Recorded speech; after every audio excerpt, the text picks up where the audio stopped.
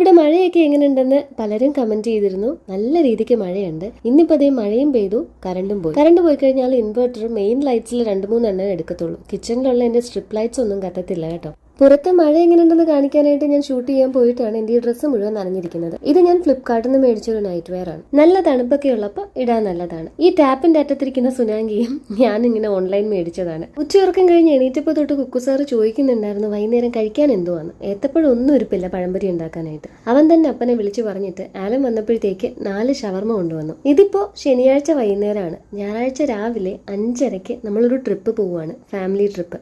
അതിനു മുന്നേ സ്കൂളിലെ കുറച്ച് പരിപാടികൾ എനിക്ക് തീർത്ത് വെക്കേണ്ടതായിട്ടുണ്ട്.